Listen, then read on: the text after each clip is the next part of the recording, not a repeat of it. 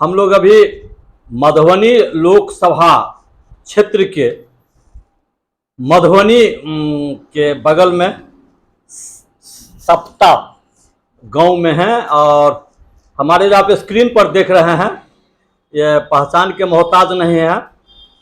भारतीय कांग्रेस के वरिष्ठ नेता हैं, राज्य स्तर कह सकते हैं हम लोग, जिला में तो खैर हैं ही।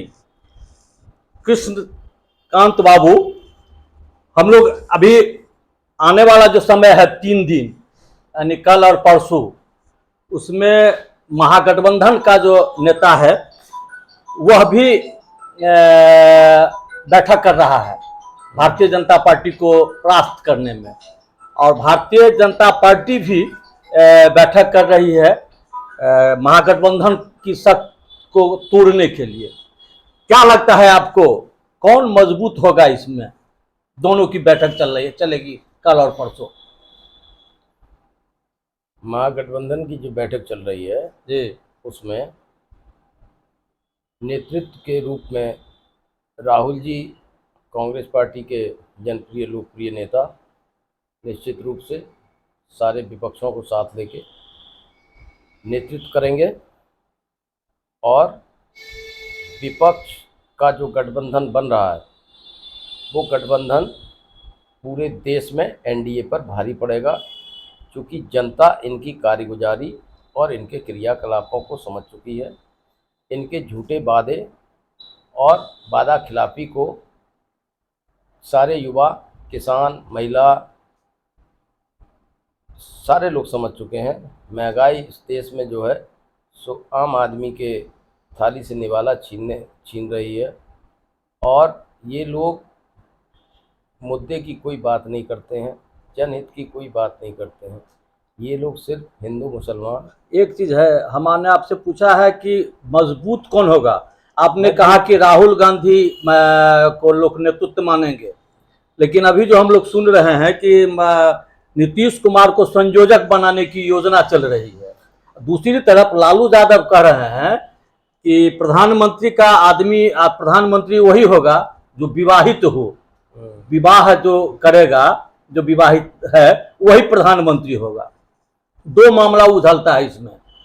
तो राहुल गांधी का अभी तक विवाह नहीं हुआ है और नीतीश कुमार विवाहित हैं, उनकी पत्नी स्वर्गीय हो चुकी है।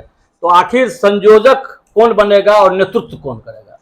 नीतीश कुमार जी विपक्ष को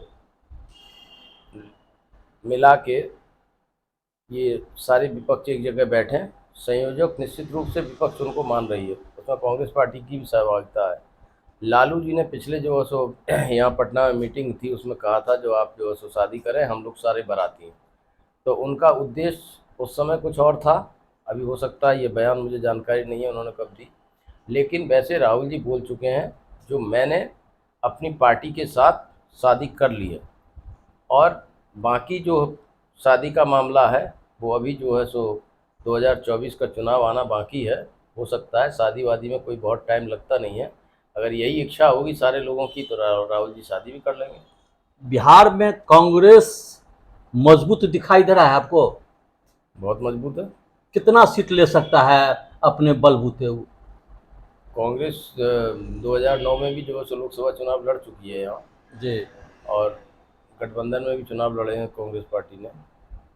मिथिलांचल में तो कांग्रेस काफ़ी मजबूत है, और मिथिलांचल में पार्टी जहाँ जहाँ चुनाव लड़ी उसका वोट ऑफ परसेंटेज, चाहे वो 2009 के लोकसभा में हो या 2010 के विधानसभा चुनाव में हो, काफ़ी वोट ऑफ परसेंटेज जो है सो सब जगह बढ़ा है, और 18,000, 36,000, 20,000, 25,000 इस तरह से जो है सो विधानसभा में लोगों को वोट आए, और कई जगह जो है सो हमने हमारे विधायक जो है सो जीत के भी आए।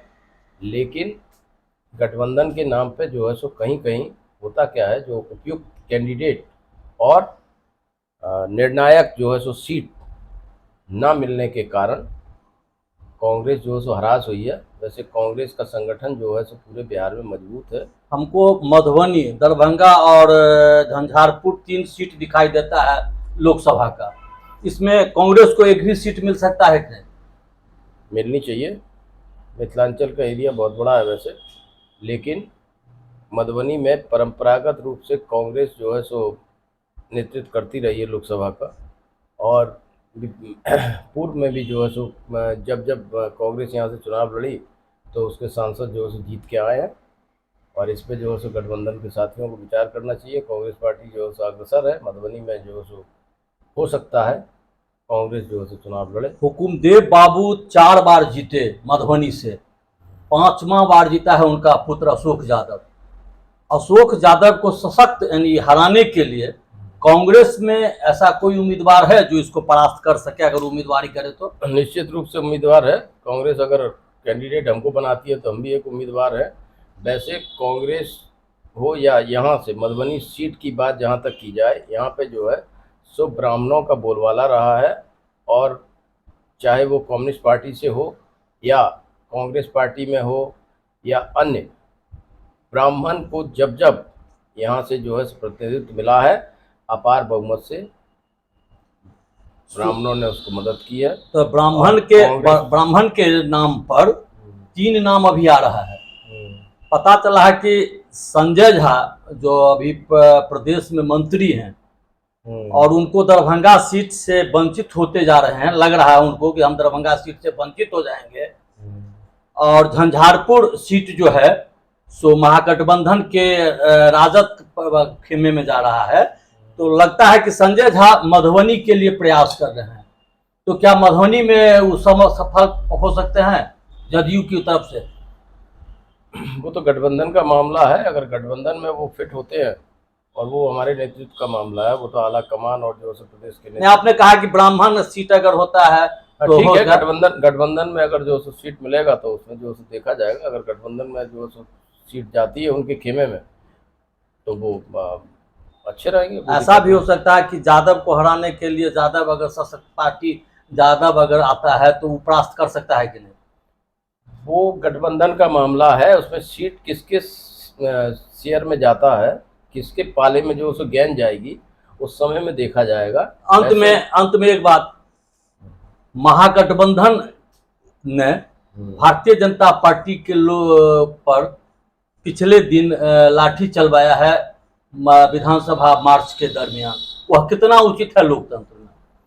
वो तो कानून का उल्लंघन होगा, तो निश्चित रूप से जो है कानून अपना काम करेगा। उसमें भारतीय जनता पार्टी की तरफ से अनैतिक जो है कुछ वीडियो वगैरह जो है वायरल हुए हैं, इनके कार्यकर्ताओं और इनके नेताओं द्वारा जो है पुलिस के ऊपर जो है मिर्ची का पाउडर वगैरह वगैरह पत्थर वगैरह फेंके गए। तो निश्चित रूप से अगर आप जो है प्रशासन को हरास करोगे और स्ट्रिक्ट एरिया में जो है प्रवेश करके और जो है वहाँ पे जो है अल्लाह गुल्ला करोगे तो कुछ ना कुछ तो कानून अपना काम करेगा, उसमें कोई दिक्कत नहीं है। और वैसे भारतीय जनता पार्टी का जो क्रियाकलाप है वो जो है सो ये पूर्व से भी रहा है। और अभी अभी एक उदाहरण हम बताना चाहेंगे आपको।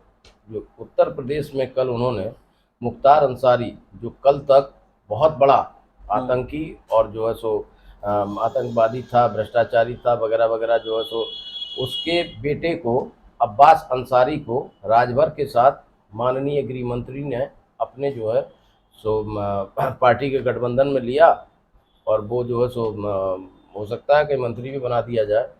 तो ये इनकी अनैतिक नीतियों का उदाहरण पूरा देश समझ रहा है। अभी जो है सो इन्होंने जिसके ऊपर जो है सो माननीय प्रधानमंत्री जी ने अजीत पवार के ऊपर जो है सो भ्रष्टाचारी और क्या क्या घोटालेबाज और क्या क्या भाषण दिया, उसको जो है सो अपनी पार्टी में शामिल कर लिया और उसको उप मुख्यमंत्री बना दिया गया और फिर वित्त विभाग उसके हवाले कर दिया गया। तो इनकी नैतिकता को पूरा देश समझ रहा है। बिहार में अंतिम लोकसभा चुनाव में बिहार में कितना सीट आप लोग ला सकते हैं? 40 की 40। अगर गठबंधन जो है सो रहा तो 40 की 40 सीटें जो है। चलिए, हम लोग फिर समय आएगा तो हम लोग फिर बात करेंगे आने वाले समय में। भारतीय जनता पार्टी की सरकार बनेगी देश में या महागठबंधन की? अंतिम समय महागठबंधन की बनेगी, कांग्रेस नेतृत्व करेगी। आपका नेतृत्व करता कौन होगा अंतिम में? कांग्रेस पार्टी। चलिए, हम लोग फिर मिलते हैं इस बिंदु।